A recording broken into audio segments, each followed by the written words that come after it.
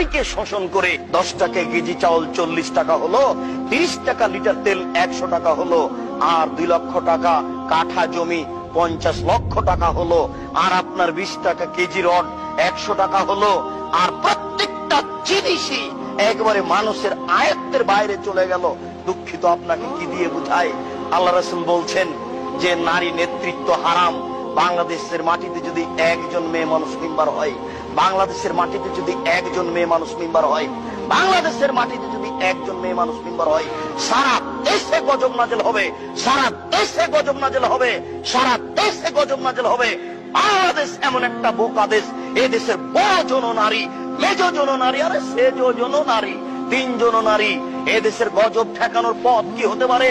এদেশে গজব নাজেল হচ্ছে, এদেশে গজব নাজেল হচ্ছে, এদেশে গজব নাজেল হচ্ছে। এই 3 নম্বর শ্রেণীর যুবকরা না বুঝে এসব ছোটাছুটি করছে।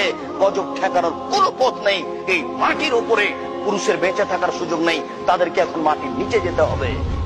নারী নেতৃত্ব কে মেনে নিয়ে কোনোদিন দেশে শান্তি আনা যায় না, এটা অসম্ভব হতে পারে না। আল্লাহ রাসূলকে অপমান করে, আল্লাহ রাসূলকে উপেক্ষা করে জাতির কল্যাণ চাওয়া যায় না।